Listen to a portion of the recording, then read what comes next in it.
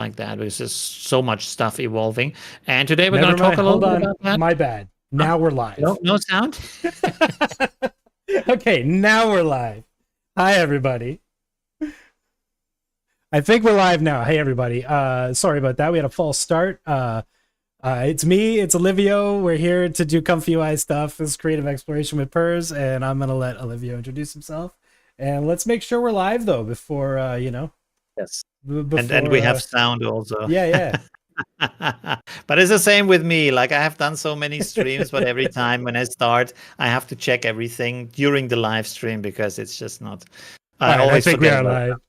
Yeah, I know. Okay, it's just a perfect. I nature of can the also game. All see right. the text chat. That's good. Hey, Okay, everybody. cool. This is Olivio, and I'm going to let Olivio introduce himself. Right. I also do AI tutorials on my channel, mostly image generation, a little bit of video generation and AI news, and experimentation with AI.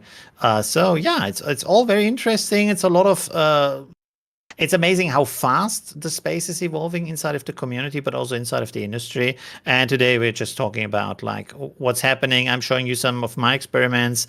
Purz is showing you some of his experiments, which are amazing. The stuff he's doing with video, so that's really cool. I'm really happy to be here, and yeah, let's see. Yeah, and I'm stoked to have you here too, man. Like Automatic 1111 in the early days, like you were the one who was banging out the tutorials every day, showing us all the stuff to use and how to use it, and community is just completely indebted and grateful for all the work you've done and continue to do. So thank you for being here, man. It slowed down a little bit lately, but I also feel like it's kind of it's a lot is happening, but not so much newsworthy stuff. Like often it's like small changes. We're like, okay, do I really have to make a video about the next realistic model for SDXL or stuff like that? So yeah, but I need to make more videos again. Yeah, no, I think it's good. I think it's even just as a this is what's new this week, that it's nice to know, it's nice to hear about, because it's hard to stay on top of everything, as like there's absolutely yes. And there's just more things every day now. So yeah, it's good to have people just being like, oh, have you seen this, and that's a totally awesome thing to have. We appreciate it. So don't feel like you're making too many videos. I think it's perfect. Right. Something new drops, it's cool to find out about it. Awesome. Yeah. So what have you been playing with mostly lately? I see you've been doing a lot of upscaling and lightning and trying to get there faster. Is that the current thing? Trying to use lightning and stuff? Playing around with these new models. Lightning is pretty amazing. I tried it today to get some lightning upscaling of older images from Midjourney, and it works pretty good. The only thing I couldn't figure out today was how do I get a lot more detail into that with a lightning model? Because in the first render, it adds a lot of detail, but then afterwards, no matter what I did with more steps or bigger size or injecting noise or stuff like that, I couldn't get a really nice high detail image, unless it is something classical that the model is trained on, like a portrait or a robot or stuff like that. Then you get very, very nice details. But if it's like a landscape or something like that, or some fantasy stuff, it's often not working that well. So that still has some place of improvement. You could, of course, do like model switching. So you use a normal SDXL model, but then, of course, you still have, again, the like slower upscaling, which is not that helpful. But I think speed is going to be one of the biggest issues is going to be speed, and also the hardware that people have, especially locally, that it's running better results with less hardware, right? Yeah. Yeah, getting there faster or getting results faster is always better. Yes, and trying to lower the VRAM requirements is important too, because a lot of the stuff that I cover, it does tend to float over even the 16 gigabytes of VRAM level, and that's not feasible for most people. Like a lot of people, there's no reason for you to have a 3090 or a 4090 unless you are like knee deep in this stuff, or like a proper like nerd gamer. And like I get that, so I do try to keep the memory requirements low, but all the coolest stuff unfortunately is creeping up now to like 21, 22 gigabytes of VRAM to get all the fun stuff in memory to make it happen. And like Superior, Superior, the new image upscaler thing, that takes over 32 gigs of RAM. Like it takes like 64 gigs of local system memory just to do the upscaling. So like, Wow. yeah, Okay. it's the requirements they're going up as the things go up. So I think that's That's what makes the crazy. services more attractive, right? Like Absolutely. Magnifique and I stuff. kind of think like the services are going to be for most people, especially like consumers, the future, where they just like send it to the cloud and then get the images back. One thing I was thinking about today is like pricing might be a big issue because in the past, basically we had everything for free with Google and YouTube and stuff like that. But now if it's AI generated and you want to have AI in the mix with the search results and stuff like that, and then you have to pay like $20 for Gemini and $20 for Midjourney and $20 for Adobe and here and there, and it's a lot of money for. I mean, I'm not sure. Do people really want to spend that amount of money to get all these kind of AI services, or is there going to be one winner, maybe Google, who is doing everything at the same time? You know, like just one AI that does images and video and audio and all these kind of things together for one fee. Because I think like it's interesting that people at the same time complain about how expensive Netflix is, but then at the other hand are expected to pay a lot more for just getting like search results from Gemini, right? Yeah. Because I don't think a lot of people use the AI for coding or stuff like that, right? Yeah, and like, does that mean that we're just pivoting towards a community economy of like GPU credits? Like, is that will we be just thinking about everything in terms of, well, how much GPU is that going to cost me to get this done? Like, do I rather spend 3 hours on this task, or would I rather spend $50 on the GPU power to do the task for Right, me? And then, or we're just offloading that. We're basically just outsourcing, our work to GPUs, which are, right, they don't run very energy efficient and all that stuff. There's a lot to think about when it comes to commodifying these services, and there's definitely something to be said about being able to do as much as you can on your own machine, figuring out ways of doing it locally. But yeah, I don't know what the answer is, because some stuff is too big. I know, like, how is your electricity bill with your video rendering that has to be like running all day long on full power, right? yeah, it's With all not the great. experiments you do. It's not great. Yeah, You're like a crypto miner, but without the crypto I know benefits. it's basically I've become a miner essentially. Right, yeah. But I mean, we save a bit on heating. I don't have to have the furnace up quite as high That's in true, the yes. winter, because the Yeah, absolutely. That's things good. just pumping out heat. But yeah, I mean, yeah, it sucks in the summer too. We don't have AC, so we just got the window open and I'm just rendering and sweating. But whatever. Yeah, Right. that's why I like Lightning, and I like Animate LCM, and I like all these things that bring the step count way down, like way down. It's so nice to be able to and especially for iteration, like when I want to work on something and just see the first 18 or 24 frames or something, just to be able to get those results in 10 12 seconds. It's crazy. Well, we used to have to do giant runs that would take hours just to see what things would look Right. like. So yeah, I'm Absolutely. Yeah. super stoked about that. Yeah. It already feels like very old and outdated how long the old upscalers and old models and things take for even small tasks.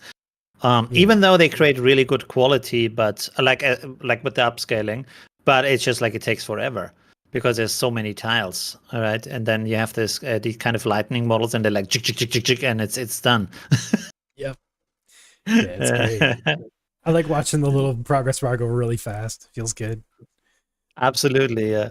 After years of yeah, no, totally.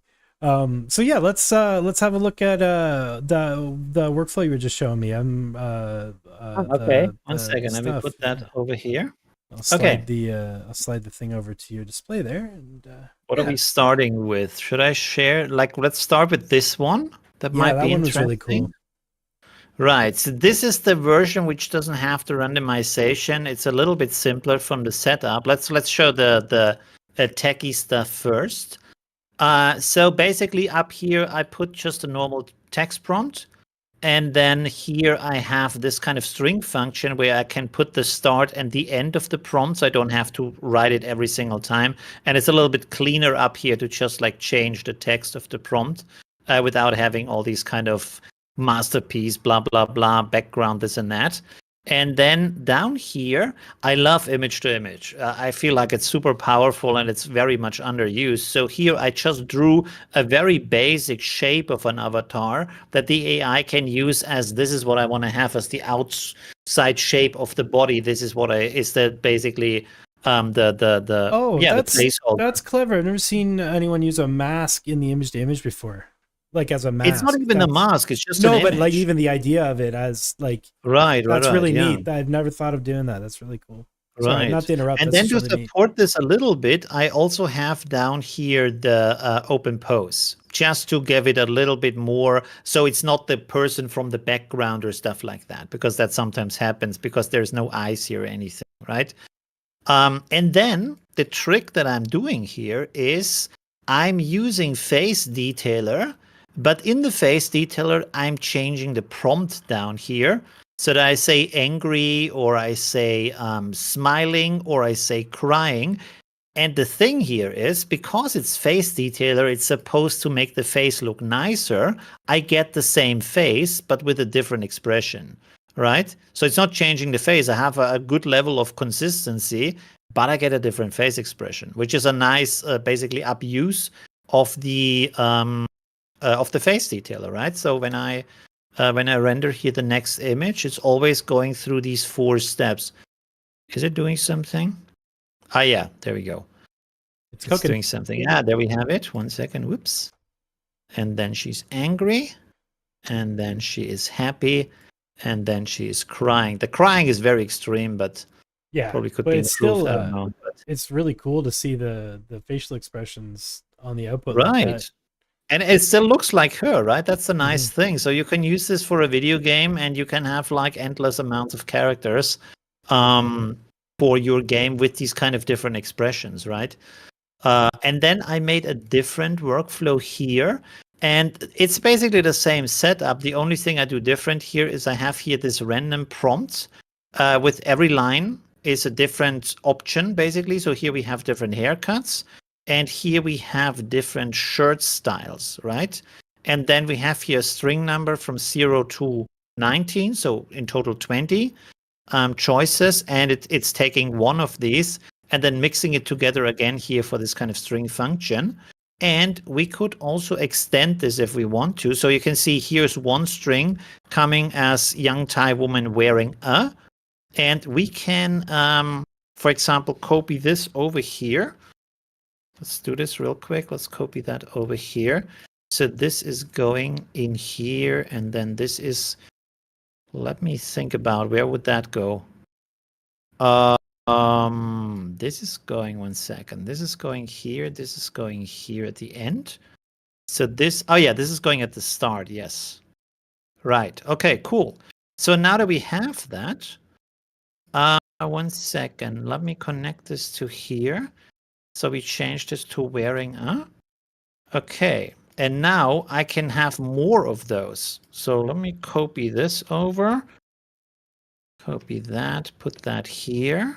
I like this workflow for substituting out stuff. It's easier than the prompt magic thing. Right. That's cool. And now we have this. I think that went to the wrong point. We have this and that. Okay, cool. So let's see what we are going to do here. Let's put here different lines. Let's say, okay, young, old, wrinkled, wrinkled face. What else do we have?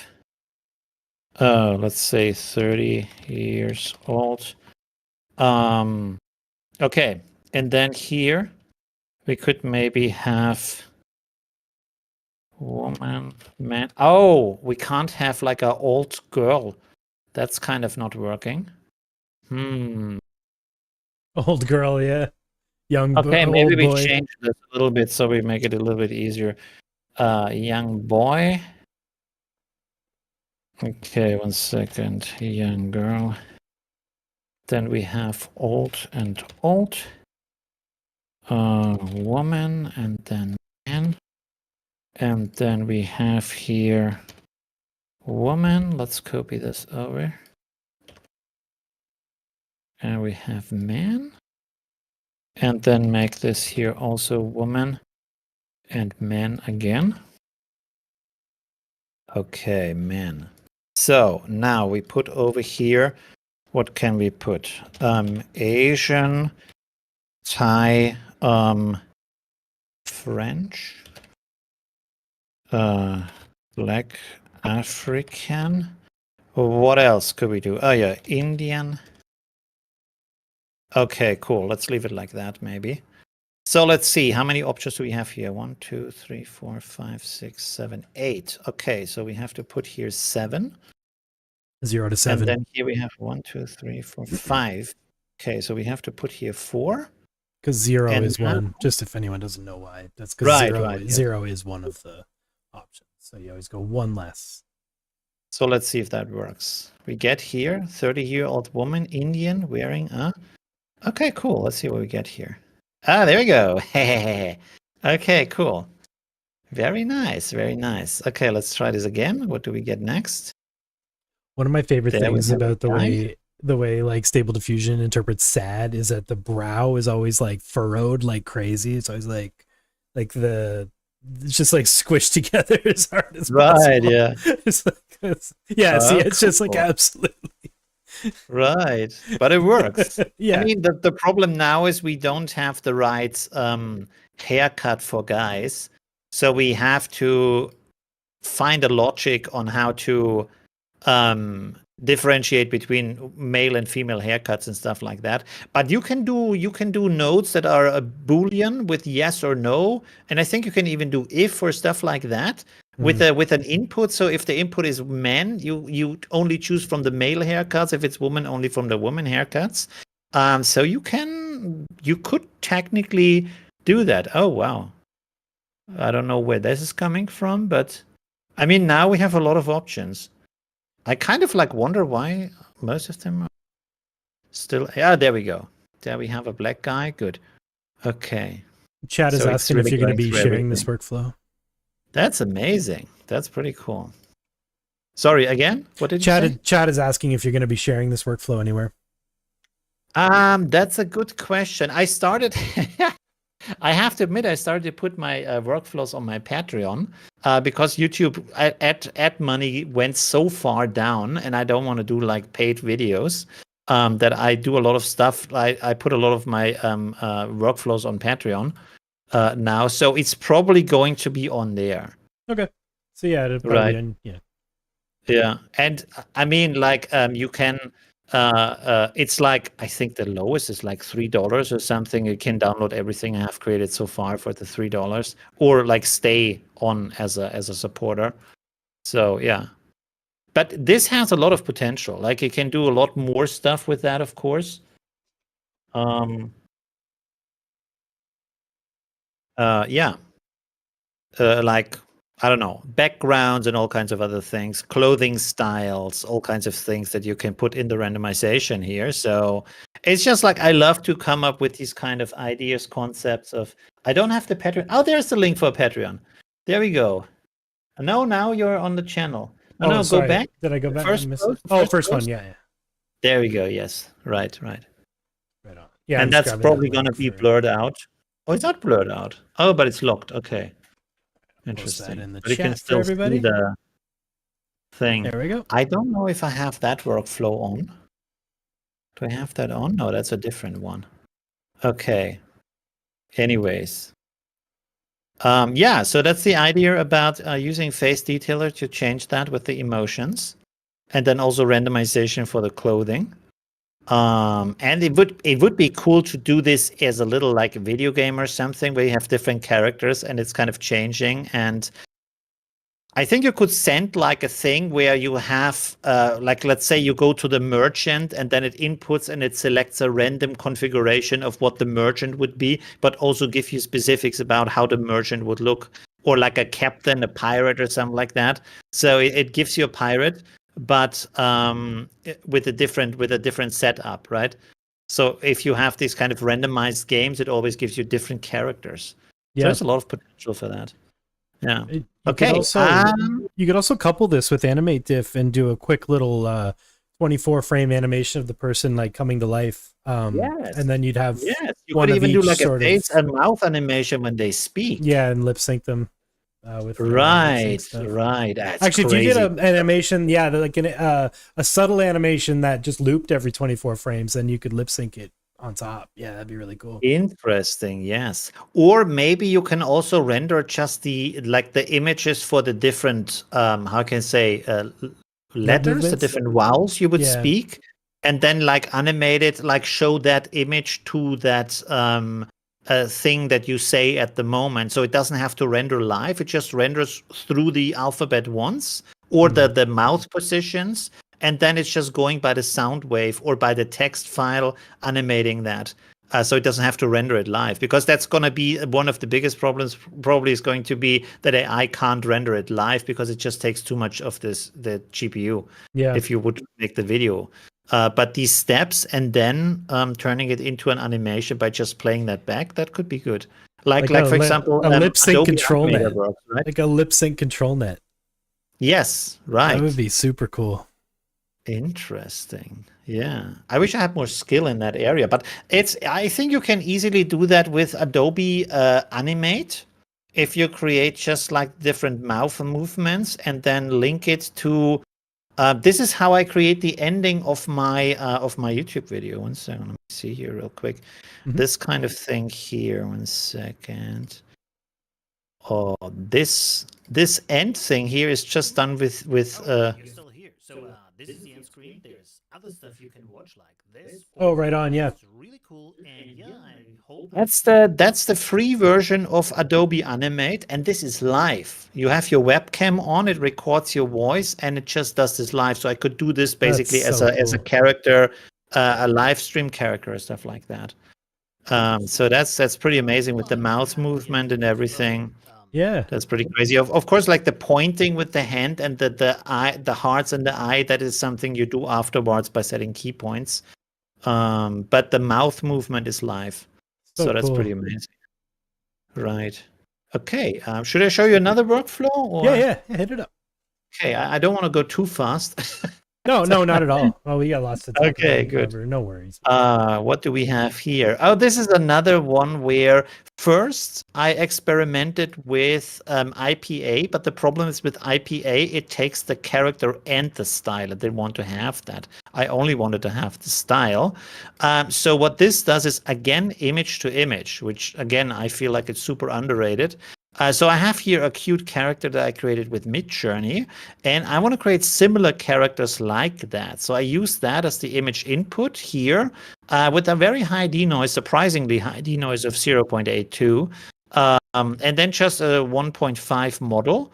And you can, I mean, it works best if you have characters that are like walking on 4 legs. So it's kind of similar to a cat, but you can put other stuff up here. Let's say like for example, pink unicorn. And I use the LoRA to give a little bit more of this kind of anime style, which is, I think, the reason why sometimes it turns into an anime character. So let's see what we do here. And then I just render it twice to upscale it to give it better detail.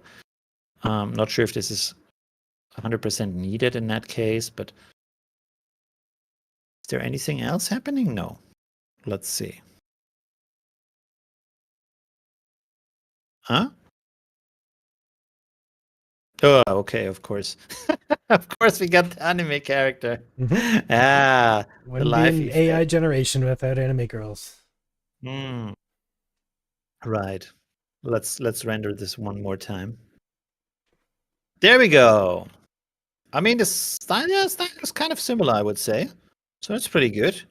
And you could just like pump out a ton of these characters, which I feel like I'm surprised there is not more pages who kind of like have like this as stock content. Because if you let this run for like an hour, you have hundreds of images of like unicorns or cats or lions or whatever, and you can just put them on a stock page. Maybe it's a copyright problem or something like that. Not sure about that. Although there is, as far as I know, there is not a specific verdict about the images you output and the legal problems is more with the images you use for the training. But I'm not sure if this has anything to do with the images you sell afterwards.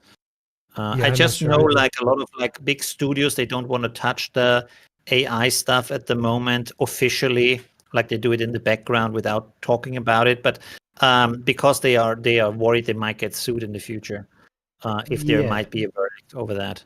I think the thing they're most worried about is the fact that they might have trouble copywriting material that they generated with AI, just because like, you spend money on generating content to sell and then you can't copyright it, it might be problematic for them.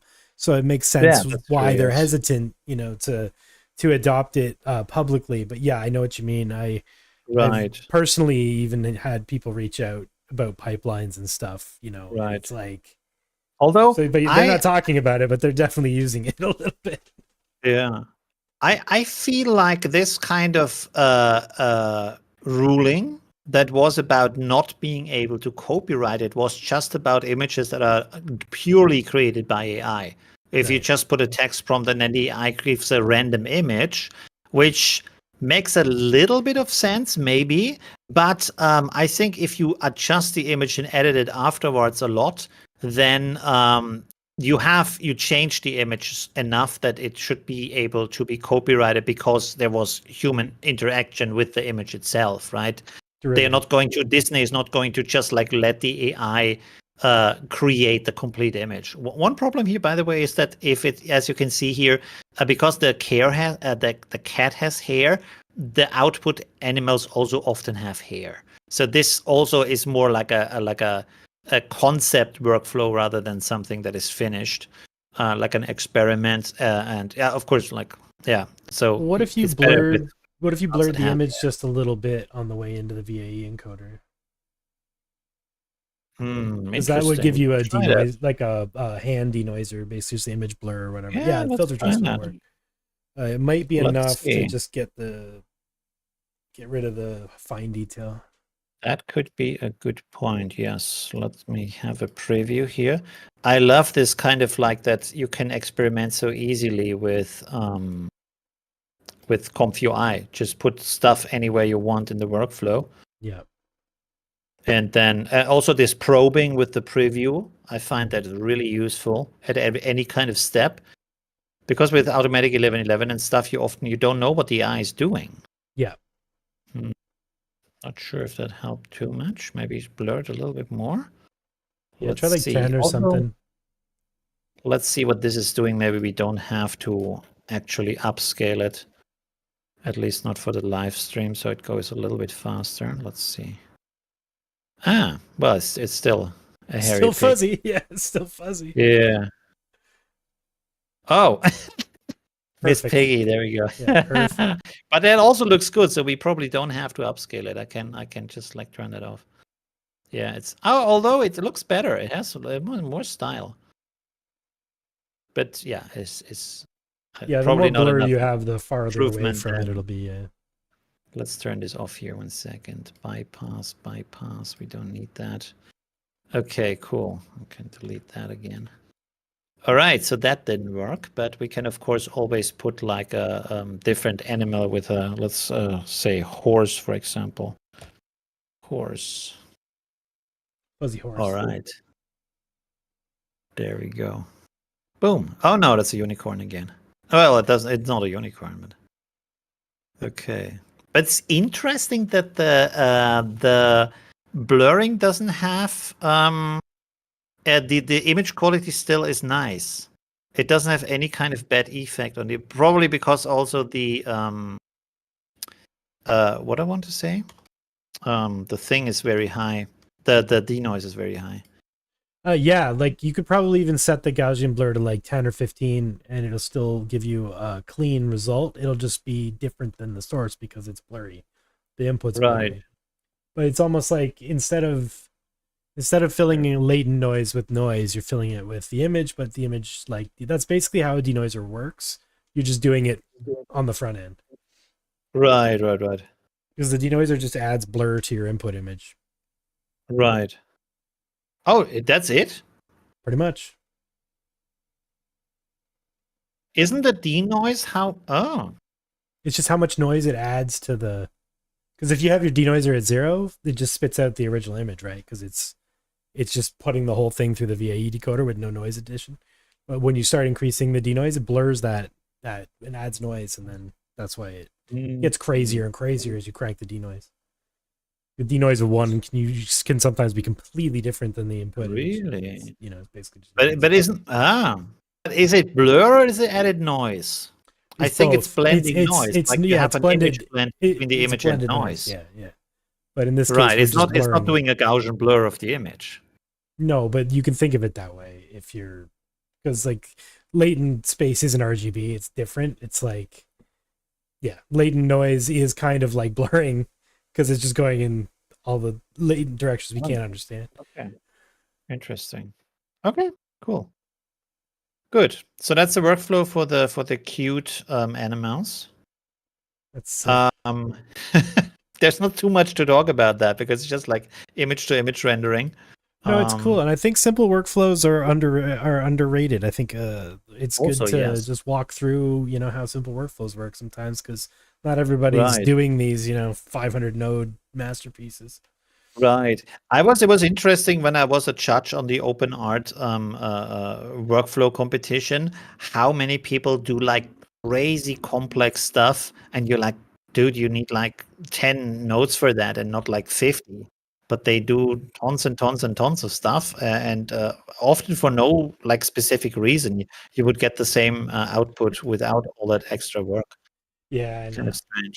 Some people like to flex. This is kind of interesting. I would like to see more in that area, because one of the biggest problems with Stable Diffusion is that you have to have a small image resolution, and this is a full image resolution here. It's probably like 3000 something by, I don't know, 2000 something, really like actual photo of a person, right?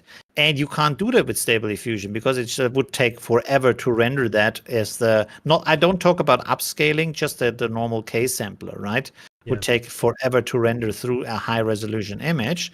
And so here what I did was just to create this kind of glitch effect. I put that as an input. You can also use it without the input. I put it as an input to get a more consistent output just for that glitch effect, to show it off. And then again, this is, what is it doing actually? 1 second. Yeah, video glitch. Let's see. I don't know. Oh, this is doing nothing here. With the text input, we have here the model, which is interestingly enough an XL model. This is not needed. Okay, interesting. We go into the K sampler. Yeah, and just like render it normally, again with the denoise of 0.8. So again, just like image to image render. And this is then just creating a different pattern of this glitch. Mm-hmm. Let's render this again. And then combining it with the image. So before it's combining it with the image, it's also resizing it to the size of the image. So you can see here width of 2000. So that the width here, and then the height is, I don't know, probably like 4000 or something. Looks pretty high. And so it's just upscaling it without improving the quality, and you won't see a difference in this case. And then just blending it with the image, in this case with screen mode, because it's just an overlay layer for a visual effect. And then it's just looking like that.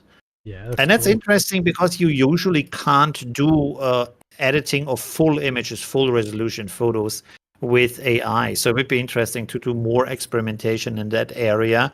And this is just a glitch effect, because the glitch effect doesn't have to take anything into consideration from the content, the depth, or any kind of other thing that you would normally have with things that are making sense in the image, if you know what I mean. Mm-hmm. So this is not content aware or anything, but it adds a nice effect over the image. So yeah, it would be interesting to investigate more into that kind of, what kind of effects, what kind of stuff could we do that is full scale for the image. And maybe sometimes AI isn't even the right solution for that. Like you showed me before that someone created this image style filter here, which has the Instagram filters. And that's certainly not using AI, but it's creating a pretty interesting effect on the complete image with almost no render time. So I think AI can do a lot, but we also should have a lot of like solutions that are probably not AI based or not stable diffusion based and still create interesting results. Maybe still AI, having AI somewhere in the mix, but just not to create these kind of effects. You know what I mean? Like, why do we have AI to create the image itself when we could use AI to manipulate the software that creates the image, but in a faster way? Because we have a lot of image software that is very efficient, has been developed for the last, I don't know, like 30 years, 40 years, for these kind of visual effects. Why has everything to happen through stable diffusion models that are very slow actually for the rendering? Even with the Lightning models, it just takes so much GPU and so much time. When you can have a lot of stuff instant, like all these kind of TikTok and Instagram filters that are even actually rendering stuff live on your face, right? Yeah. So I think in the future we'll also see a lot of mixing between AI and actual visual effects. I think this is also why TikTok is investing a lot in that, because for them, of course, live effects are interesting and they can mix it easier because they already have a huge setup of all these kind of live effects, right? So that's going to be really interesting. Yeah, we have access to tons and tons of post-processing effects already in Comfy as well too. Yeah, you're right. They don't use AI. They're old school. Like Photoshop filters and all that stuff, it's all in there. You just dig around. There's custom node packs and I made a workflow that just it'll generate an image and then it'll give you like maybe 60 different options of what you can do with that image by just invoking different filters and just giving you this big grid of previews, and then you just say, oh, I like that one, just save that one. Like you don't have to save everything you make, right? You can just look at it, and if you don't, if you just use preview nodes or don't save, and you can. Yeah, you can just and like we talked before, it would be super interesting to have in ComfyUI, instead of something rendering through a complete video, like a 15-minute video where you want to animate the face of a character to talk through the part of in the series you want to do or something like that. It just makes the frames for the mouth and then replaces that part for animation or stuff like that. And so it just renders like, let's say, 20 or 30 images and then syncs it up to the mouth movement of what the person is saying and just renders it out in I don't know, let's say 30 seconds for a 5-minute video, you know, instead of taking forever, because it renders the whole image every single time. Yeah. So there could masking be a lot of and fixing and post-processing. There's a lot of stuff we can get into, hopefully. Very soon. How is it with you when you do your video stuff? Do you work with other software, with all these kind of VJ software, and maybe interface it with an API where you render just a couple of images with the AI and then sync it up to music in with the software and add some additional software effects through the VJ software? Yeah. Is this something you looked into, or? Oh yeah, like I do a lot of what I do. I make in Blender and then bring it over, or vice versa, bring it over to Blender and do some stuff with it. But also this program called Arena by Resolume. It's like VJ software, and you re-encode all of your videos to their format, and then the videos load off of your GPU, so you get instant seeking and movement in your videos. So you just generate a bunch of footage with Animate Diff, and then I use Resolume to chop it up to the music and stuff in real time. And you can do other stuff where you can make the playhead slow down and speed up based on like the amplitude of the music. So you can generate animations that don't necessarily have to be audio synced animations, but because they're then synced up to like the kick, so every time it kicks, the video speeds up. You're generating the movement in a movement in video that already exists. So if you make loops, you can do anything you want with those loops later. So that's my main focus is just making stuff that I can use as fodder for making more stuff later. And everything feeds into everything, and like that's one of the main things on this channel is like, if you've already making art, like let's figure out how you can repurpose it and keep using it, because it sucks to make a whole hard drive full of images and never look at them again. which happens because we're always on to the next thing, and you're like, oh yeah. I think like one of the future things of our artistic and cultural production is that we create things to throw them away, like which we already do with social media, with the photos we create, stuff like that. Yeah. A lot of the photos and videos we take, they are just to get a couple of clicks from your friends. So you say, hey, I'm at this place in the world right now. I drink that kind of coffee, but you don't want to keep these photos anywhere. It's just for that one click to, okay, you're drinking coffee, and then you throw them away, right? Yeah. And I think also with the production we have in the future of our output, a lot of that is going to be stuff that is only created for the single moment where you consume it and then just like delete it, right? Because nobody wants to have it again. Because a lot of stuff that we look at that we consume, they are just to entertain us for a moment. Yeah. And it might be more interesting, like for example, for artists or musicians, whoever, to create just a concept or the idea of what it should be, and then it's randomly generated over and over again for the people, for the mood, for the situation that they are in, just for that specific moment, right? Like And I generative think art. that's going to be a big cultural concept, is to, instead of being so obsessed with the final product and keeping that product as precise and unchanged as possible, that we forget about the original and say it's more about the idea, but the idea can have any form and the idea has to adapt to the moment. There is no original, there is no final form. It's an ever evolving thing, universe inside of that idea that you just like encounter every time you look at it. That's cool. Yeah, I like that. Yeah, it's a lot like doing generative art, where you're building these systems that make art in a very specific way, but they make a different piece every time. So like, yeah, I like that idea of generating systems that generate things. It's really fun. Yeah, I mean, I think that's one of the other main reasons we all like Comfy so much, is because we're just like, absolutely, we're just making these systems that can spit out something awesome every single time we hit it. It's great. Right. And I think even if you historically look at it, especially like, I think this kind of preserving thing is mainly a Western culture thing, and it's not that old that we thought that we came up with the concept of keeping things around and preserving them and restoring them is the way to go.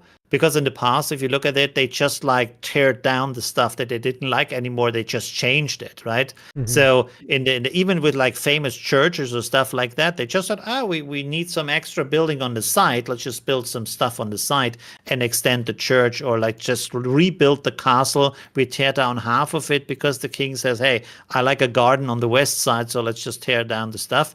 And now everything has to be preserved and you can't change anything anymore. But that's a new concept. We didn't have that in the past. So yeah, I think it could be a concept that also goes away again, where people say things are just evolving and they are just here for the moment. And it's interesting to see how they can potentially change in the future, because life and the cities and our environment, our culture is not a museum. That's still alive. We can put some stuff in the museum, but there's other stuff that should maybe be open to more changing and more evolving over time. And why is that one thing that was created at one moment so sacred compared to everything else and the changes that can happen, right? Yeah. Because we have this kind of like crazy respect for stuff that has been created sometimes, even maybe as an accident, and now it has to, you can't touch it, you can't come close to it, don't breathe at it because it might change and it might get lost. Okay, but other stuff also gets lost, you know what I mean? I'm for preserving stuff. I'm not saying like burn all the stuff from the past, but I'm saying culture could change in a way where we think more about the changing thing and the evolving thing rather than the preserving and the glorification of the single idea and the single output. Yeah, right? It's like, instead of hoarding everything we make, just keep the things that mean something to us, and just maybe shrug off the rest. Right, yeah. I was also thinking, like, there's all these kind of chill out music mixes and stuff like that on YouTube. I'm pretty sure that most people who listen to these mixes have no idea who created them. They don't care about the title or the idea behind the track. They just want to have a ton of music, a 3-hour-long clip that plays in the background, and they don't even actively listen to it. It's just like the stuff that runs in the background while you do your dishes or stuff like that, right? So if that would be created by a machine, who cares? What's the difference? Like, why does a person even have to create that stuff? Because we don't even care about it, where it comes from, you know? So that's sort of the way I've been looking at a lot of this stuff, where I'm a musician. I've been making beats my whole life, been making music my whole life. I like making lo-fi hip hop, you know, for myself and stuff, but the thought of having to make 3 hours of it to make a stream, I would much rather teach a computer how to make lo-fi and then just have this infinite lo-fi machine that would just spit out, you know, interesting stuff constantly. Because you're right, it's not music I'm engaging with. It's not music I'm listening to for the craft. It's not music I'm listening to because I'm interested in the people that are having the nonverbal conversation when they're making the music. It's literally something I'm listening to while I'm doing something that's occupying the rest of my brain, and I need something to like latch onto that's not just not silence, you know what I mean? But it's not engaging enough to like pull me out of what I'm thinking either. So yeah, do humans need to make that stuff? Probably not. With people who make electronic music, like it's like fiddling around with all the knobs and settings and filters and just stay inside of these 4 bars and never go over them and have like 50 or 500 songs you never finish is kind of the main thing for people, because I think a lot of people who buy synthesizers just like synthesizers and fiddling around with them. They are not in that for the music. So for them, it might even be a good idea to say, okay, I created these 4 bars. I really like them. Now let the AI create the other 3 minutes of that idea. So I give it the inspiration, the seed, basically, and then just turn that into a 15-minute track or whatever of lo-fi that sounds like my concept. And then I can even play around with that and have multiple generations of that, things like that. It takes the loop musician to a new place where they don't have to. Yeah, you're right, because that it happens to most people. You get 16 bars or 32 bars of something, and then you just loop it for a day and a half while you're working on stuff, and you never actually arrange it into a song. But if something else did that, or if something else arranged the song, and then you're just jamming with it and like writing parts, right? Like it's like how humans make music together. Somebody comes up with something and it's like, oh, that's cool. Let's put that in. Let's mix that in with this. Let's try that. Repeat this part, and then all of a sudden you have a song. It doesn't take long. That bouncing back and forth is I think it's invaluable. Sort of we were talking about like electronic music in general is a good comparison to what is happening with AI right now, because if you look at music, like in the past you had to like basically learn the instrument, and then you had samplers, so you still play the piano, but it could be any kind of instrument, and you had like synthesizers, and then you had these kind of like MIDI notes that are already prepared for you, so you don't even have to write the melody or the chords and stuff like that. And now, of course, then you have DJs who don't even make the music anymore, but they are celebrated as big or even bigger than the actual musicians. And so the next step is just that you like don't even have musicians who make the music anymore. You just have a DJ who plays around with different AIs and mixes together like 5 AIs that he's controlling on the stuff he's trained, right? So it's an interesting like evolution where we already are at the stage where we have a person who doesn't create the art. He's just remixing and curating basically the content for the audience, and the audience loves it.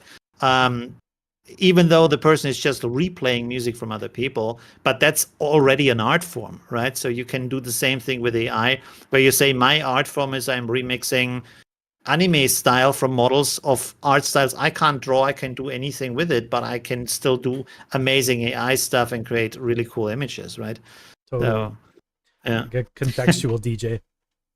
Right. Yeah. It's going like further and further the scale of what is created, but we still find a new level on how we are and why we are needed as humans in the mix to make it valuable. Because of course you can also autoplay just tracks. You don't need a DJ for that, but the DJ makes it more interesting and adds the human factor to it that it feels into what does the audience actually want at that moment, right? Reading the room, really nice understanding. Yeah, it's like people are really good at finding connections. I mean, AI is getting really good at finding connections, how it all works, but people are really good at finding unexpected connections between things, and that's what very good DJs are very good at. Is this goes with this, and that's going to work at this party at this time because everyone's in this mood, and like that is something that you can't really abstract to technology yet. Until we have aesthetics matrices and all matrices and until a robot DJ knows how to DJ better than you, and that might happen. It might happen soon. Right. Absolutely. Yes. But yeah, it's like we just keep cutting out the middleman until there's just no man. Right. Yeah. But I think we will always find a reason why there has to be a human. Oh yeah. Right. Yeah. Someone has to curate the endless tomes of stuff that the computer can generate, because like images take a long time to generate, but audio doesn't. You can generate generate audio 4, 5, 8, 20 times real time. So how do you curate that? A human can't even listen to it as fast as the machine can make it. So yeah, there needs to be some overarching architecture there to make sure it's making something good. Because like you could just have a computer generating music on a stream for 24/7, and it can generate 24 hours of music in an hour or less. Right. So, yes. You'd need 24 people to be able to listen to everything it made that day. Right. Yes. It's kind of crazy. And I think like people at the moment like massively underestimate how much more content is going to be created in the future. And because it's so much more content, even though you wouldn't need the people or as many people to create the amount of content we create right now, if you create 100,000 times as much content, you need more people to create that kind of content just because it's so much more. And it requires different jobs that we don't even know yet what they are going to be. But when you think about it, like, for example, in the past, you had like, let's say one website and 10,000 people would visit that one website and read it. Like just one blog post. You have like 10,000 people reading one blog post. Now you have 10,000 texts generated by Gemini for every single person in a little bit of a different way. So even with that single example, you already have 10,000 times the amount of content generated by AI. And that's even like getting a lot bigger with the media formats that we have in the future. And also like thinking about the stuff with the Apple headset and with AR and things like that, where the surrounding is even animated around you, and you have content that is where the surrounding is reacting to you. So not just do you basically render and animate the content you consume on the screen, but the whole surrounding is filled and enriched with additional information. That's going to be a lot more content, right? Yeah. And that's going to be creating so much different jobs and different new areas of, I don't know. We don't even know yet what's going to be. But I mean, we didn't even know like a couple of years ago, there's going to be YouTube and people sit in front of cameras and just sit in their home, in their bedroom and talking about stuff and like millions of people listening to them, right? Yeah. That's like... Or just reacting to songs and stuff. It was like crazy to talk about that, right? Yeah. Yeah, I know. Like imagine telling yourself 10 years ago there'd be people that sit and just react to like a song on YouTube, and that's they make a living doing that.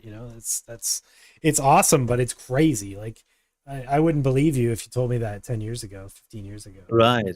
Like, or the rise of the influencer. But that's another thing. We should talk about generating so much content, so much data, is that filtration and data curation, thought curation, like it's going to become very important, because we are about to be just absolutely bombarded with junk. Like you think junk mail's bad now. Yes. Wait till they're specifically trying to fish you like with very specific information, and AI has spent time thinking about. Like it's we're heading towards like a security nightmare really for a lot of this stuff. Oh, you mean security-wise? That's interesting. Yeah. Yes. Yeah, we already have that, like where they clone the voice, and then Yeah. I recently saw a video from a live streamer who specifically made a contract with his bank to say if there's any action on my account, I have to be there in person because they can like just fake his voice, and that's amazing. I think it's got gonna me be thinking. Got me yeah. thinking there's hours and hours of me just yammering on the internet. Right, and they need like maybe 30 seconds, you know? Mm-hmm. Yeah. So, and that's interesting, like, because you can just like call someone, like a normal person on the phone and do like you're doing like a survey for something, and they just talk a little bit. You have 30 seconds of their voice, and then you can just like clone them and call the bank and say, hey, transfer this and that. Yeah, so they have to ramp up these security systems and things like that. That's going to be really interesting. I'm also looking forward to see how this is going to work with the next election in the US. Because they already like created fake images. Like this was the crazy thing that I'm not sure if it's the Trump supporters or who created that, but they created images of Trump surrounded by black people sitting there like they are their best friends, which is ironical on both levels, on like trying to manipulate people, but also that you even have to fake these images because apparently there are no real images like that, which is kind of like, what? It makes the point for you. Yeah. Why does it have to be faked? Why not just take a real image of that? That would be probably good for them. I don't know. But that's interesting that we already have these kind of like manipulation attempts. And they're going to be a lot more like real, especially when they take real video and then fake AI voice and the lip syncing to just say different things in short clips. And the problem is like most people don't see the statement about, oh, that wasn't real. They like you have like 50 million people seeing that short clip about the fake message, and then maybe 50,000 people seeing that it was a fake clip, right? So that's going to be a huge impact. Yeah. And plus, Sora, like we're about to just take a multi-generational leap in video generation, and absolutely, that alone, if it can generate a convincing Biden or a convincing Trump, most of the people that don't have any media literacy or don't think past the what they're seeing are just going to get immediately fooled by everything they see, because it'll look realer than the fake stuff does now. So it'll look better and better, and absolutely, and plus you can fake it. Like you can hide the fact that it's AI by making like refilming it with a cell phone camera or something. Like there's a million ways you can realisticify fake content, or film it on a television screen, or film it whatever. There's a shaky camera with bad light, and improve it a little bit, and then someone will make an Unreal Engine thing where you can just do that in Unreal Engine. You don't even have to. It's crazy. That's the stuff that worries me is the stuff that's going to hit the people that just aren't. They're not interested. They're not ready. They don't care. It's coming anyway. It's like the AI is coming anyway. So I would say it's probably good to get. And the scary thing is that people haven't even adapted yet to the influence that social media has on them. They haven't figured that out yet. The manipulation, but also the dopamine stuff that's happening in your brain. I mean, even when I know about that and I work with that, there's so many times I catch myself spending like 3-4 hours just watching YouTube shorts. Because you just get caught in that like kind of loop of finding some new stuff, right? And just watching through video and video and video. And we haven't figured that out. And then now the next level of manipulation is coming, and people seem to be very susceptible to stuff. We are at the moment in a very strange situation where people know that something is a lie, and you can show them the facts. And they still say, I don't care, because the lie sounds better to me, and I enjoy the lie more than the reality. And so I just keep with that. And that's really interesting. They know it, and they're like, yeah, but I don't care. Well, I mean, ignorance is bliss, right? If you can force yourself not to care, then maybe they are happier day to day than people that worry about everything. I don't know. Yes. I definitely think when things affect, the people around you, you have to start paying attention. So yeah, Right. it's just, it is, I think but I mean, that's a personal choice. That's what anyone can Yes. decide what their relationship with, the ethics of the world is. So, if you Right. like, if you get worked up about everything, like you could go insane right now because everything is crazy right now. And it's just getting worse. Like, and yeah, That's I think true. you have to have a certain level of disconnection from just the the fine minutia of day-to-day politics and stuff, and just find your comfort level. Yeah, because like all the things that they're about to be able to do will just, like I was just saying, it's just going to inundate us every day with this stuff. And yeah, I'm susceptible to the TikTok algorithm. They've got me figured right out.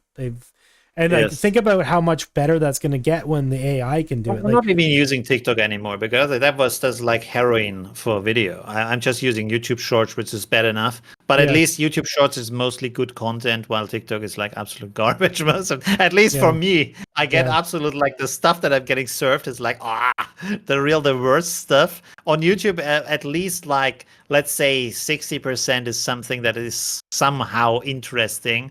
So that's a little bit better, maybe. Yeah, but TikTok is like the worst, and it's super addicting at the same time. It's crazy. By the way, should we do some more AI stuff before we let's dig in. Become too political and theoretical about that stuff? Yeah, let's have a look at this new model by Data Void here. Data Void, right? Where's the link? I'll just get the link. Unless the audience wants us to talk more about that. I'm sure they want to hear us talk. Yeah, they want to hear a couple. To be honest, I would like to have a podcast channel. I love these like podcast channels where they just sit there, they talk about any kind of topic, they goof around, and they get millions of views, and it looks so relaxed. I don't know if that might be even the same amount of hard work as is like doing research and figuring out AI models and creating good content. But it looks so fun and relaxed, right?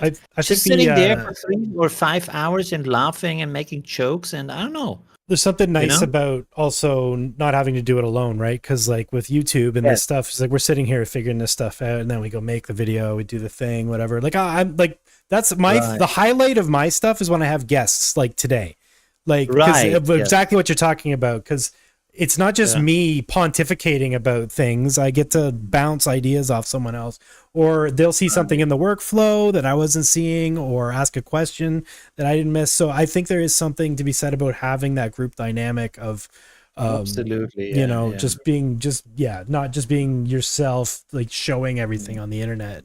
Right. And being that. So, I think it's also like that, like that might be a good, like a benefit of the US is there's just like, so many more creators, so it's easier to find someone locally to do that with. Because like these over the internet live streams with a guest is nice, but to have someone in the same room where you are a team and create content together, that's a different kind of level. And also I think it's different also for the audience if you have two people in the same room chatting with each other. For sure. Yeah. Well, I guess we're starting a podcast then. Right. Yes. Let's do that. That would be fun. Hell yeah. All right. I want to talk about Data Void's newest checkpoint that I just found out about today. It's called Tempest, and it was trained at 1920 by 1080, which is wild for an SDXL LoRa. Or SDXL checkpoint, and it is a fully trained checkpoint from end to end. Wow! Look at this. Oh, that's a base output, 0 upscaling. Wow! Yeah. So this is very exciting. I mean, there is ketchup on that steak. Yeah. I don't know if I'm cool with that, but other than that, it looks great. Right. Yeah, it has some of the classical problems, like also the dirt on the face and stuff like that. Yeah, let's try that. Let's try that prompt there. Now, it does converge in around 80 steps, So that's definitely something to think about. 50 to 80 steps. It's a long. Which is strange. Why does it take so many steps? He told me it's doing all kinds of backflips. So it's doing all kinds of crazy stuff, which is one thing I did notice is that normally when you're doing a high step run, and I'm sure you've seen it too, after you get 20 or 30 steps in, the image isn't changing much, right? Like it's changing a little bit as it goes up, but this one actually does change dramatically throughout the course of the entire thing. So I think it is doing some magic stuff. I don't know what, but it is definitely doing. Have you tried it with 25 steps? What's the output there? No, we can try that after this one. Yes. Let's see. He said it's not great. He said it works way better. It's starting at around 50. It would be interesting if you open up in a second tab the same workflow and load a Lightning model with the same prompt and see the quality in comparison. Right. Yeah. Because the size difference doesn't seem to be that big, right, compared to an SDXL output. Mm-hmm. So I wonder if this is actually going to be that much better.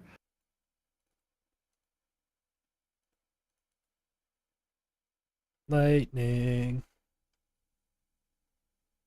You can just type. Oh, there we go. Okay. Okay, let's go. Yeah. Is it CFG1 for Lightning? I forget now. Yes, sounds good. Euler, DPM. Or DPM? Oh, Euler. Okay, good. Oh, Euler or Euler? I don't know. I thought it was Euler because of the math stuff, but maybe it's Euler. Or maybe take Euler Ancestral. Okay. What do you think, Karis? With normal. Normal? Okay. And then let's see what we get from there. I think also like DPM plus SDE is good for DPM plus SDE. But you can leave it at that. It's that's cool. Let's try that. It's okay. The other one is still running, right? That's a long time. Yeah. On a 3092. Right. Looks good though. Yeah. It looks very cinematic. Lots of dirt though on the close. A little dirt on her face too. Probably something to like having a negative LoRa or something for that. Sorry, negative embedding. Let's try the same thing with Lightning. Yes. Let's see. Oh, I got. Takes a lot. I guess we can. Yeah, I guess we can try this resolution. What is it? It's 1920 by 1080 because that's what we. Oh yeah, but that's what I was thinking. Yeah. To render in the same resolution and see what we get from that. I have a feeling subjects will be all wonky, but maybe not. Because it's too wide? Yeah. Oh, there we go. Yes. Oh no. No, it's fine. Looks totally normal. Like just a double. Interesting. Nailed it. Very good. Apart from the body double, it's pretty good. I mean, the fact that that's 4 steps, yeah. Yes, very nice. Very good. 4 steps versus 80. Maybe try it again. Can we improve something maybe on maybe this LoRa too? Let's just try Juggernaut maybe. You have a LoRa?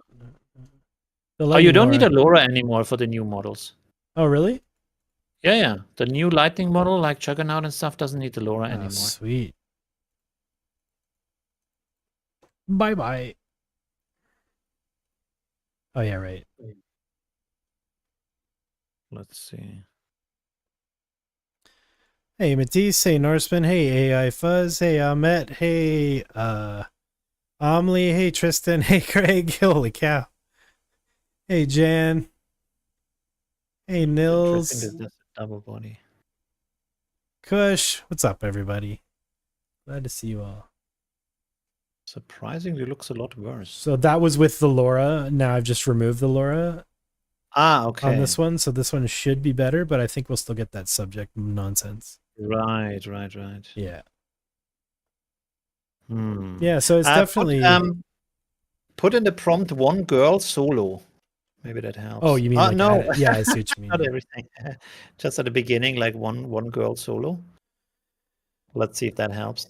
Profoundly dark whitish meadow. I like that. Right. Do you stream and render at the same computer? Yes. Oh, and that works? Interesting. Somehow, yes. Hmm. Oh, someone in the chat asked what GPU you have. Forgot to ask you. Which one do you use? I have on the desktop computer, I have a 4080, and on the Nice. laptop, I have a 3080 Ti. Right on. So what's that, 16 gigs? Yes. Yeah, nice. Both of them should have 16 gigs, yes. Interesting that does this kind of double thing. Yeah. You can, one thing, sorry.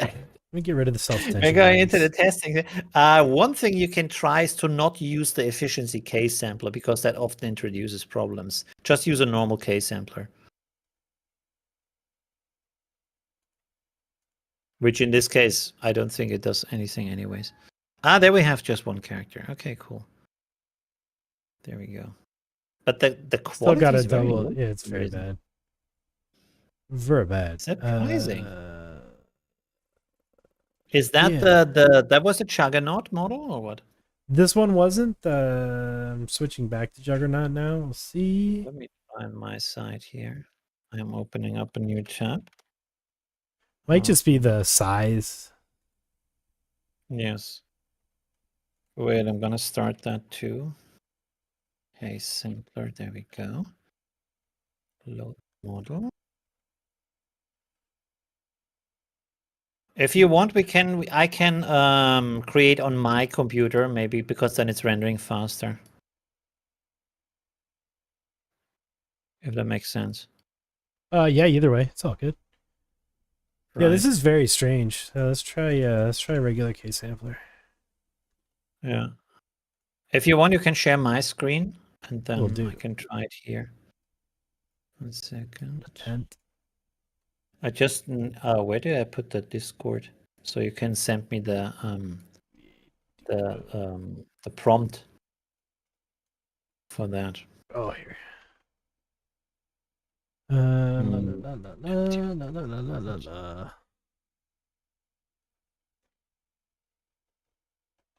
90 by 1080. Okay, that should be good. Oh, did you send me the prompt? I pinged you. Yeah, I pinged you.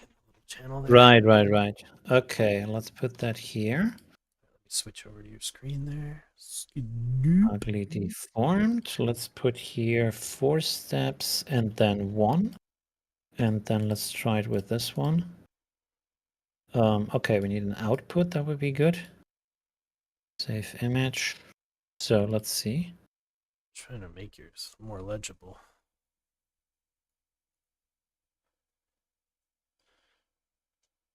Takes a little bit to load the model. There we go. Boom. Okay. Something is wrong here. I don't know why. What's with the very bland image? Is Lightning broken? There we go. It's the sampler probably. That's not gonna do it. But this looks good. Oh yeah, mine's on. That looks okay. With the normal K sampler, pretty good quality. So that's okay. Same size, 1920 by 1080. Let's set this to 8 steps.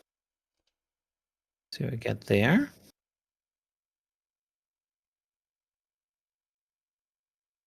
Yeah, beautiful. Look at that. That's nice. Basically the same thing. Also the dirty clothing. Oh, let's see.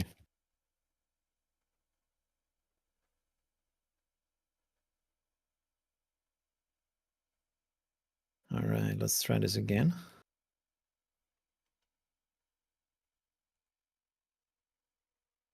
Nope. Same problem with the clothing. That's strange. Does it say something here? Close the portrait, action shot, profoundly dark. Vintage something style, vintage. Glass flowers. Strains. Oh, dirty noisy. Dirty noisy. Where does it say dirty noisy? Second last line. Here. Yeah. Yes, okay, let's remove this. A vintage monk style. Where's this prompt coming from? Oh, it came from the it's already Tempest, better. Tempest page. Right. That's already better.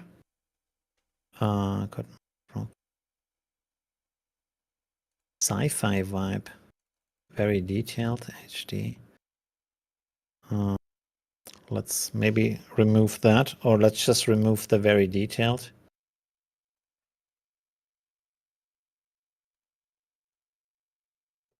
Yes. Oh, now we have double. But the quality is great. So there is not that much like difference in the quality. Let's do the raw photo of a steak on a plate. A delicious steak. Yummy, yummy steak. Potatoes. Let's see what that gives us. Making me hungry. Yeah, me too. There we go. Steaks. Yeah, I'm sorry, I'm ripping his work apart, but this looks pretty good with just a normal Lightning model.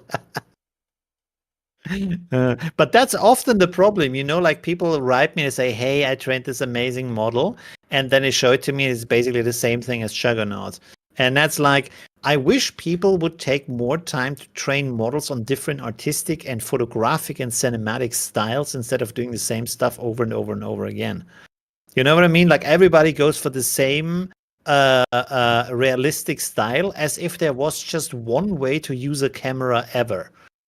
Yeah. I guess I'm particularly I'm particularly interested in like 70s and 80s, like the way the movies looked in the 70s and 80s. And there's none of that. There's just none of that.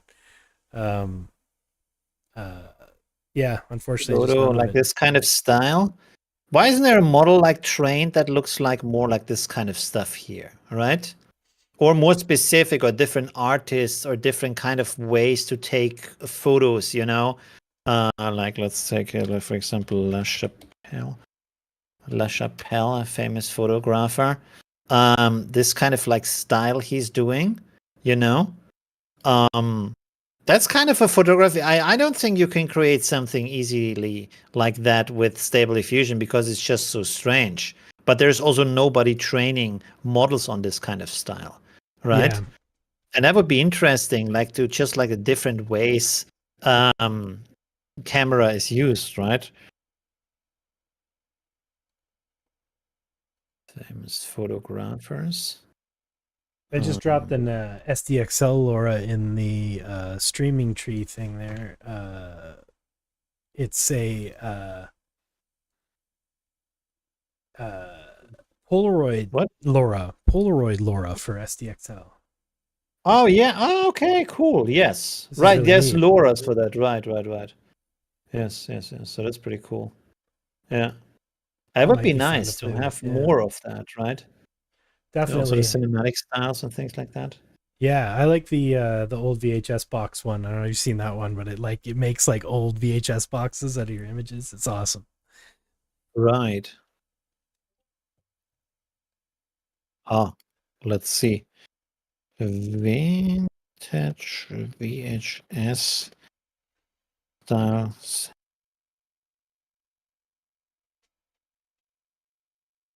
Let's see what this does.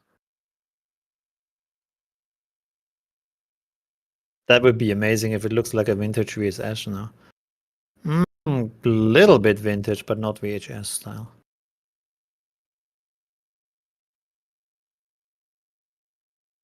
I mean, it does look vintage, but... Mm-hmm.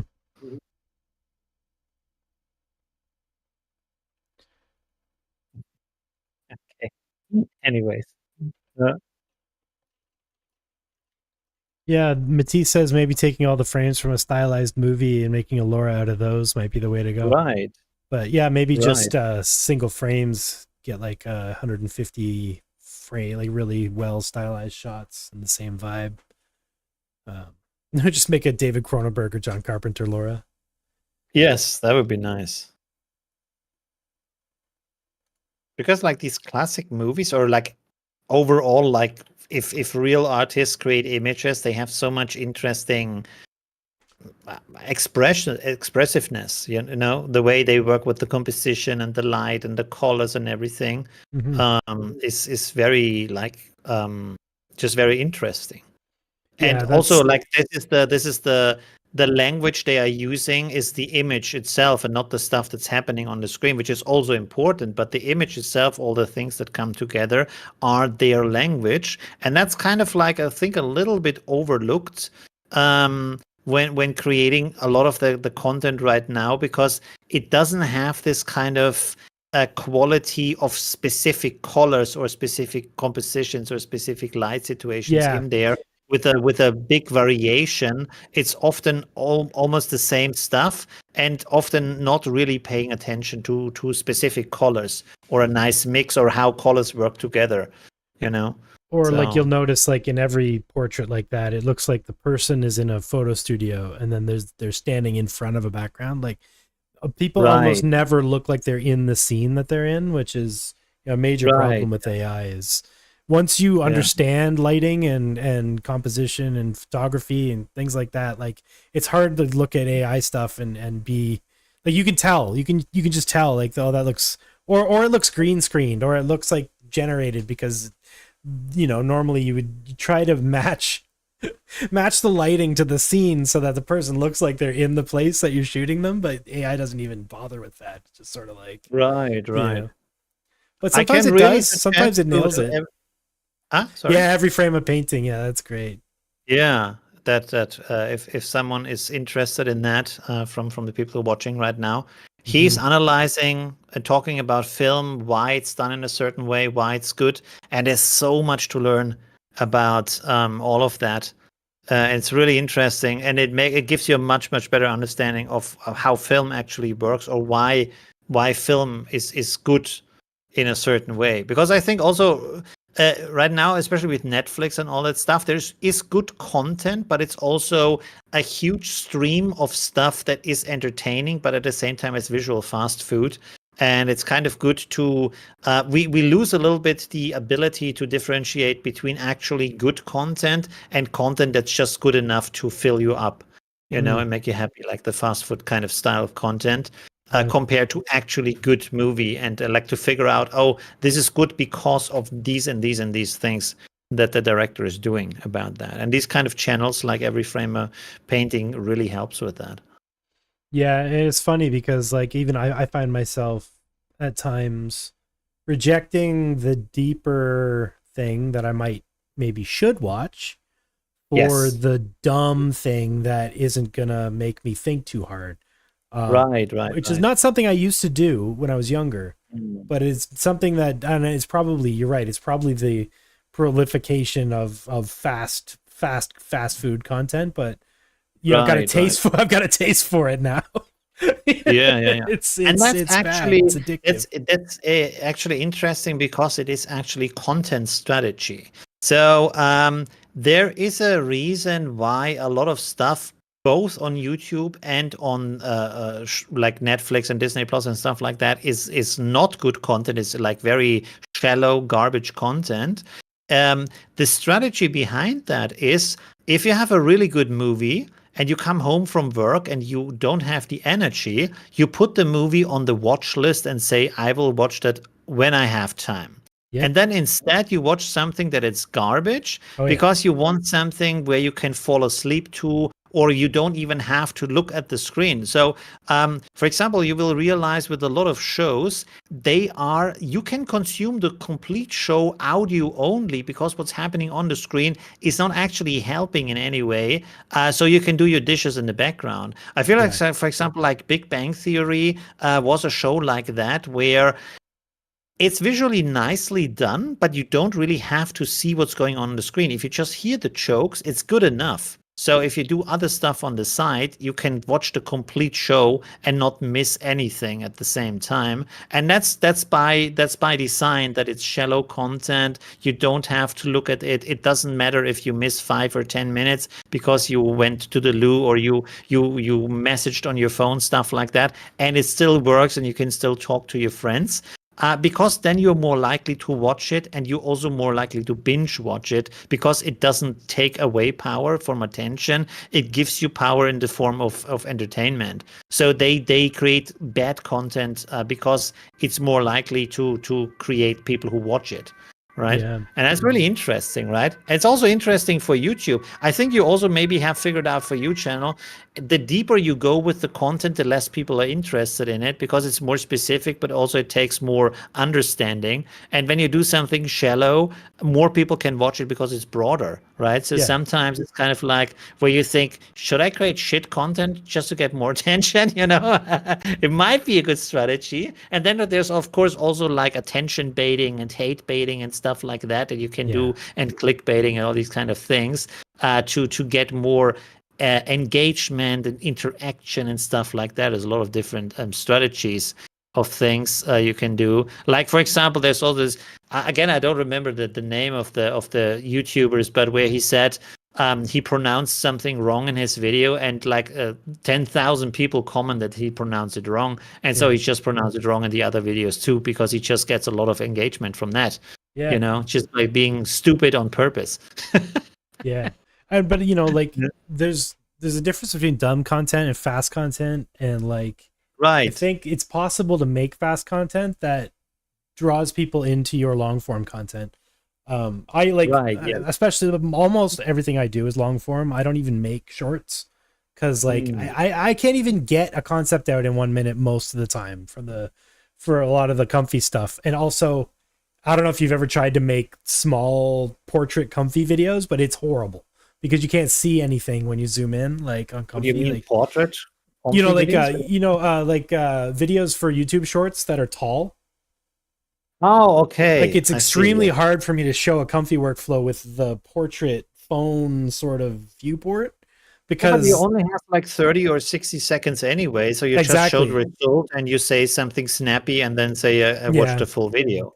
But then I feel like I'm just, you know, that to me feels like just spinning a sign outside the furniture store. But you know, maybe that's just part of it. I just have to suck. Right. Yeah.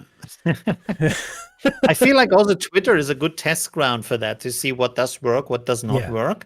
And Twitter has some very strange rules also. I feel a lot of Twitter is more about is the account who reacts to you famous or not? Because you can get like one like from a famous account and you get 10,000 views, and you get 500 likes and you get like 5,000 views, which is very strange. But the gating is very odd on Twitter. They just open up all these gates at certain points, and it's like, why not just let me trickle through everything and see what people like? But no, it's in even time of day, frequency of posting, how long your video is, how short it is, whether it has sound or not. People are always like, why don't you put music on your videos? It's like, because as soon as there's music on one of my videos, people swipe away immediately because they were probably already listening to something on their phone and my video interrupted it. Right. Like, that's a good point. There's a million things that you don't even think about that are affecting your algorithm or your Right. Yes. Yeah. It's also interesting. Like, I didn't understand why people put subtitles on their shorts until I realized you watch shorts in the subway and you can't listen to that. So you have to read the text on the screen to get what he's saying, and that's why. Or the doctor's office or wherever, you're just kind of like. Right. Yeah. So that makes a lot more sense, right? There's all these like little little things, right? Yeah. That's crazy. Let's. Oh, you know what? I want to show you this. This 6-color animated RGB latent mask thing I've been working on lately. Right. Yes. Where is that link? I think it's this one. No. I make a lot of stuff. Yes. And I put it all in one folder. All right, here we go. Maybe make it the preview smaller. Maybe make folders and name things. There's a million things you can do. But yeah, I went over this last video, so I won't go too deep into it, but it's basically just animate LCM, the Photon LCM LoRa, although there's a bunch of new LCM LoRas that are really good, or checkpoints that are really good. It is a 6-color animated mask, so it's red, green, blue, yellow, magenta, cyan. And then each one of those colors, it makes a mask for each one of those colors. And each one of those colors affects a different IPAdapter's attention mask. You can mask 6 concepts into a video, and the mask will cause them to sort of crash against each other as they push through. So yeah, we've been having a lot of fun with animated attention masking and IP adapters and masks and stuff like that. And right. Making but the images you input are very similar. Is that by design, or did you just not have other images at the moment? Oh no, for by design for sure. Because when they're two different, the context really, like I wanted it to just shift through, like 6 of a similar concept for this one. But yeah, if you change them up and do like just random stuff, it's really cool. Let's just get some random images like waterfall. Yeah, or just like random styles like anime, cartoon, photo, 3D anime, figure, stuff like that. So it's like changing a lot. Let me get this back over here. All right, let's get try you, and then we'll do a portrait of this guy. And then we'll do. Can you render this right now while the stream is running? Yeah. Oh, yeah, they're fast. Interesting. Okay. That's one of the beautiful things about Animate LCM, and that is it's just stupid fast. Right. Let's try a crystal. I wonder why there is not a single UI that allows you to set the percentage of the GPU, so that you have a little bit left for the rest of the stuff you do. Like let it like use 80% of your GPU and then leave the rest. Right. Yeah. So it's just limiting it. I think Windows kind of does that a little bit on its own, but you're right. It'd be nice to be able to decide what goes where. Partition the stuff. Let's try watermelon let's try a steak sandwich. There we go. Okay, cool. Perfect. All right, and I'll just do nice and short. So it's 140. The animation is 140 frames. So I'll do it at twice the speed, which will make it 70 frames. So, and let's turn off the. Oh no, it's fine. We'll leave the upscaler on. Right. Hit it. So yeah, it goes through. The prompt is almost completely inconsequential. It's completely driven by the IP adapters. So that's what kind of makes it fun. Is like, here's the masks are now being generated. Right. And then I multiplied the color back over the mask for the output so that you could see which color is doing what. But these masks are white. They're white on black, right? Because they're going through the attention mask. Right. Just for the display, I just multiplied the color into. Yeah, makes sense. Interesting. Shout out to JoviX for that idea. Yeah, I just put this workflow up on Banadoko, so if anyone wants to go play with it, I can go get it on Banadoko or on my Discord, anywhere fine workflows are found. All right, so this is going to be insane, I think. Probably, yes. Yeah, so they're not the colors are not happening in this order, so it's going to go red, cyan, blue, purple, yellow. Right. So yeah. But this is why I did this, so you can visualize sort of at what point each one is going to take over, so you can see if one of your IP adapters is like weak or a bad image or whatever. Right. But this one should be pretty crazy because like when you use like really different contexts, you get really interesting stuff. Yeah. Yeah. But yeah, it's nice and fast. That's 70 frames. Sorry? That was 70 frames. That's pretty fast. Yeah, good.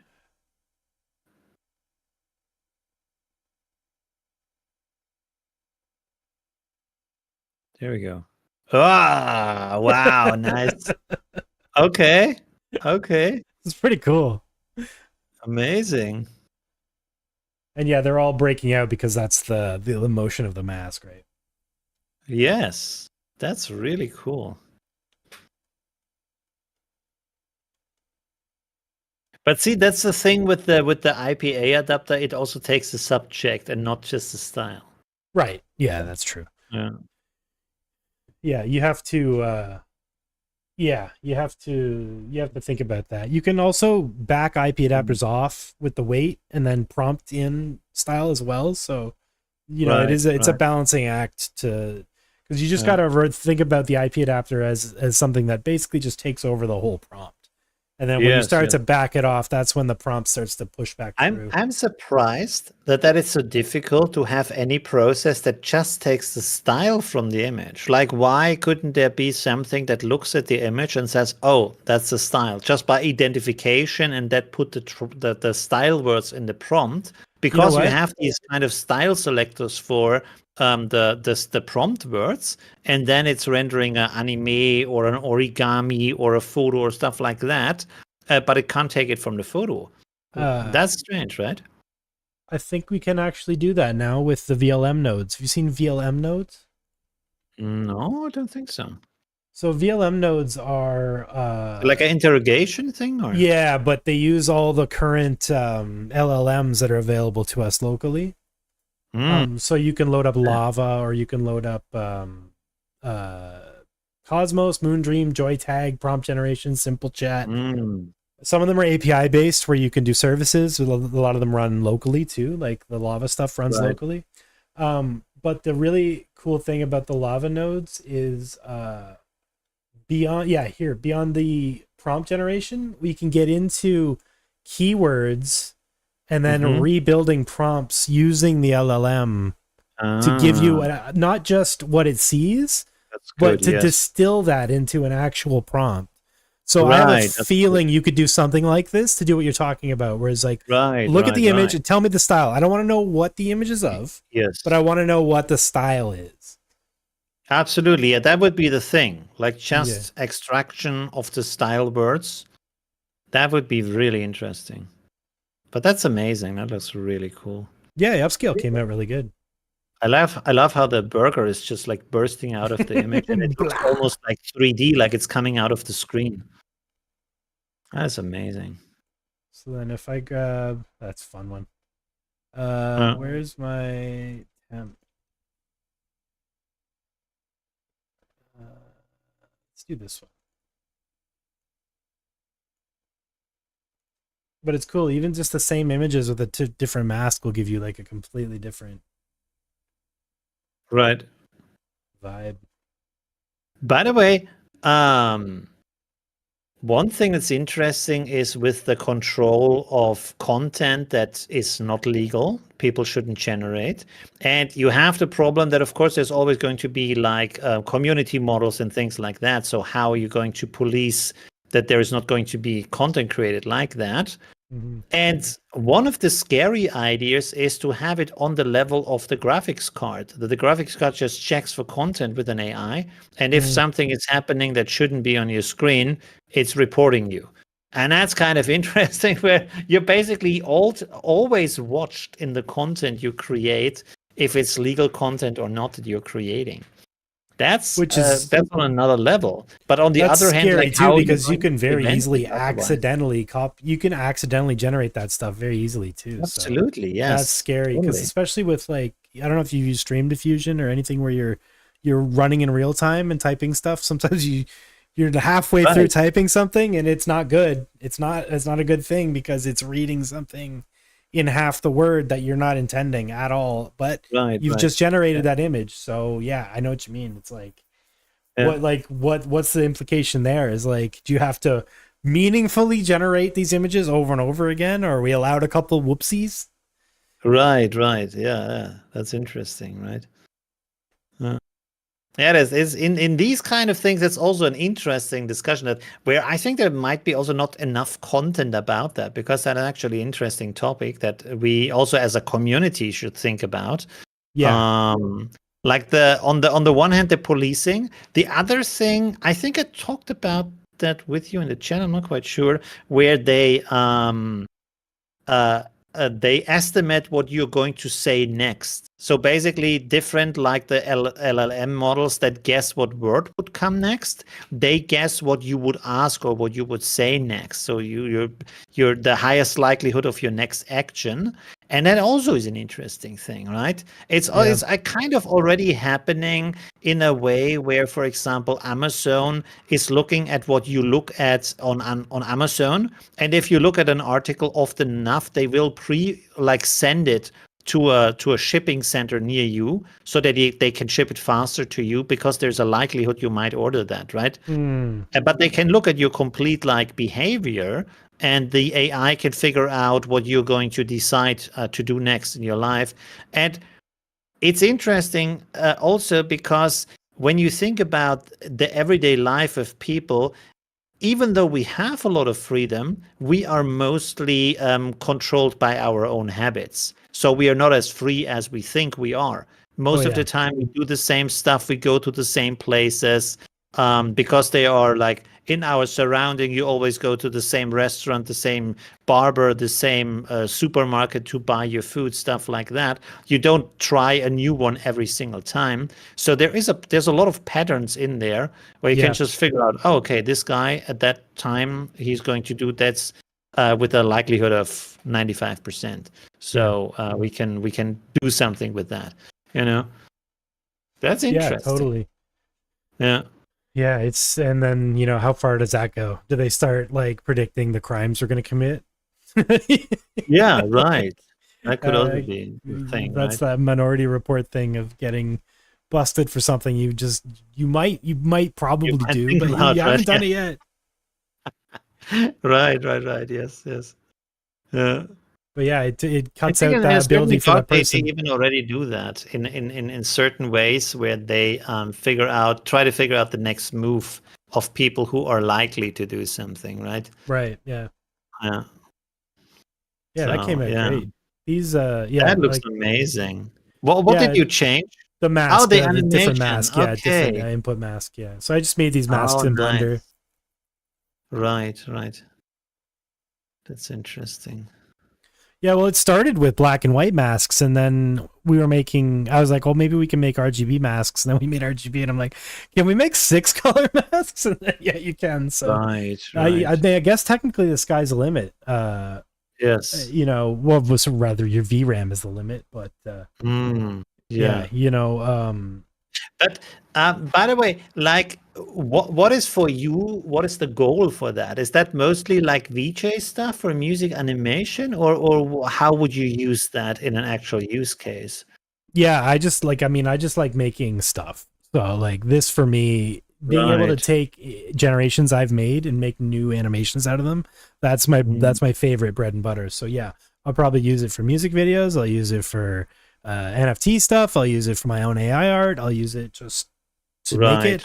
I'll also give it to the community so they can make some cool stuff. And it's I make these workflows for just to like make like stuff that people can do with Comfy, because like Comfy is actually kind of scary. Like what's that word when you have too many option paralysis?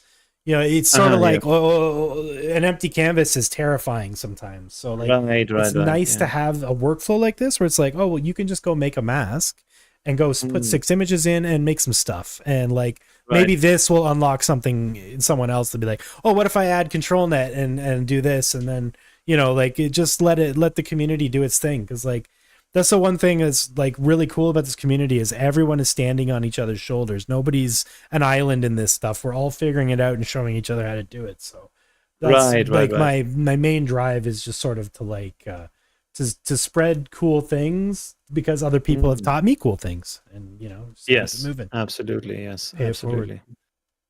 Right. Yeah. So yeah, this is cool workflow, and it's on Bandadoko. Go play with it. Everybody, and tag me when the stuff you make with it, because it's really cool. People have been dumping stuff in Bandadoko. It's awesome because like we have all we were talking about earlier. We have all these generations on our hard drive that they're just sitting there, right? And this is a really cool way to repurpose them. Absolutely, and you could do longer, more chill masks that like break up slower over time and get really interesting contextual changes. If you spread that over like 500, 600 frames and just like had a big, long changing maps, that's going to just slide through 6 contexts every 100 frames, right? And you can use the mask to determine how it does so. So if you think about it, you could literally just have red and then just do a transition to blue, a transition to green. You could transition each color in the video editor and then use that as the input mask, and then just put your images in, and it'll make an animation that does exactly what you asked it to. So it's like it's a way of controlling this stuff in an otherwise very uncontrollable method. Because if you just text to video this stuff, it's wild, right? It just goes everywhere. The motion is insane, and you can't control it. But if you tell it where you want it to diffuse, all of a sudden you get control. So like IP adapters, ControlNet, prompt scheduling, kind of, but not really. Prompt scheduling is very wishy-washy. It's cool, but it's I prefer IP adapters and ControlNets, things where you can Right. By the way, you probably have seen what is his name? Nebelhorn or something? He does these like 3D sculptures and then renders it with the LCM Live into an AI image. Oh, nice. Yeah. Right on. Yeah, I think I have seen that. Yeah. That's right. And like cool. Martin Nebelong. Is amazing what he's doing. And that kind of reminds me of that could be a good combination with the stuff that you are doing. Because I'm not sure if the stuff he's doing is actually live or the video is sped up after, probably sped up, because he can't like edit the 3D model so fast. Yeah, it's only sped up a bit though. Like it's still happening in real time, which is cool. Yes. Yeah, and he does some really crazy stuff with that, and that might be really interesting because the thing with the images you have right now is really cool, but it doesn't move around. Like it moves around with the mask, but the input doesn't move around, right? So you can't change the image dynamically that you're inputting into that, and that might also be but you can feed it. If the image is animated and the mask is animated at the same time. Yeah, you can feed it a batch, so you can just feed it an animation instead of an image. Right. Yeah, you just unfold the batch. Could be interesting with these kind of like 3D spaces, like he's doing it, and you just draw or move around different 3D models from watermelons or whatnot.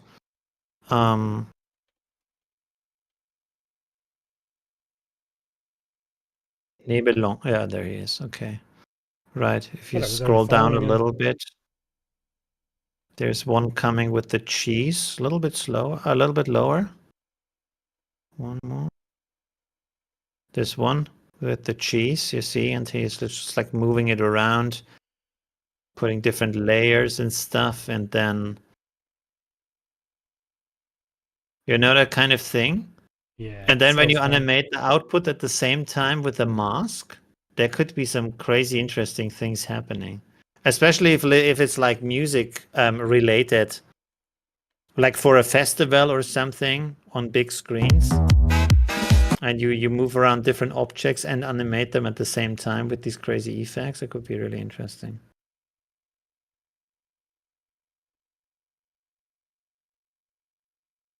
No. And that's crazy.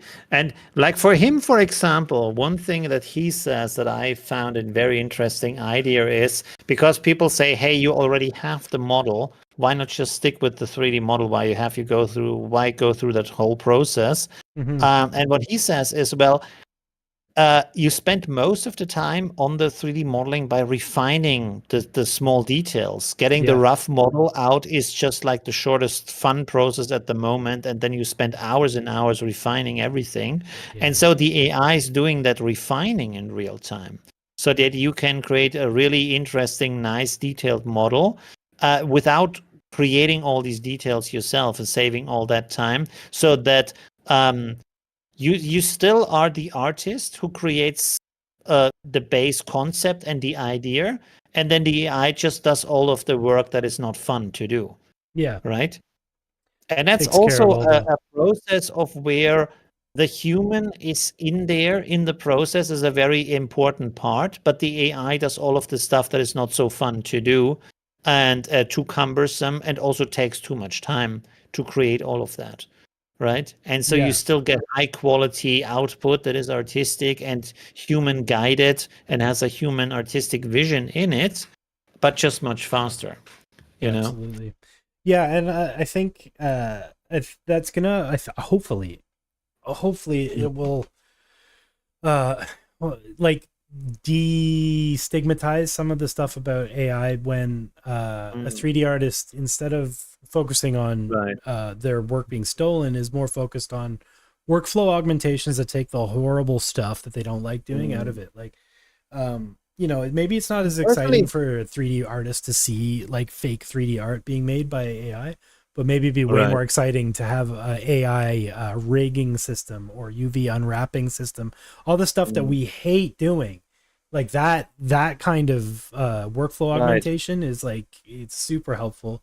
And then, but what you're saying too is also funny, because like if we just sidestep all that, do the block out, do the other thing, and then paint that texture back onto the block out, or do it what Martin was doing, where you're just making a new 3D object that's pretty low poly, and then you're just painting new detail onto it. Maybe that is better. Maybe that's faster. Maybe it's easier. Maybe it's going to be a whole new way to make 3D models. And then there'll be a whole new... Yeah, absolutely. Because we have that in the past, right? But if you think about digital painting, it's basically just using different kinds of painting without knowing how to use the materials, right?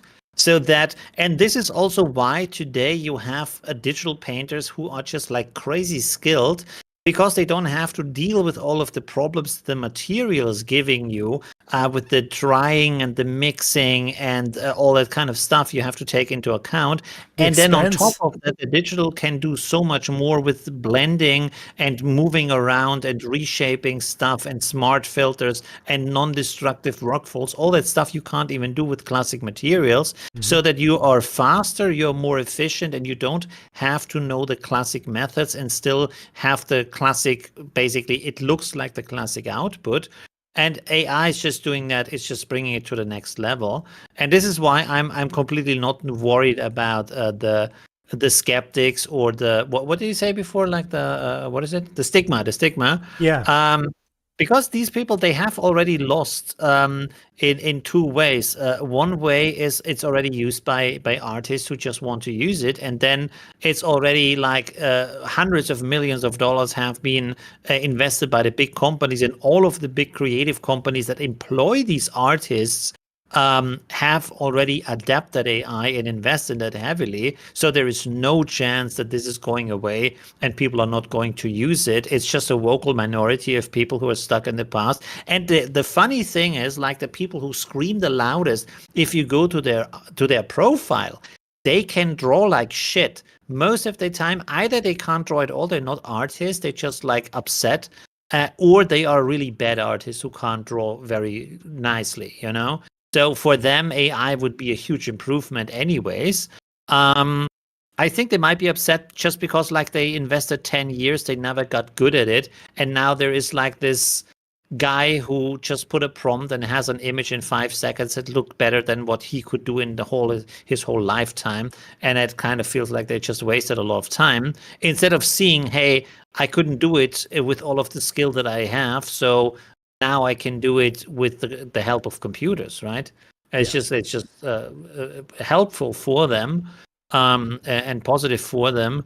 But yeah, I don't know. I'm not worried about that. There's so much money already in the game, and everybody sees how much money you can make with that.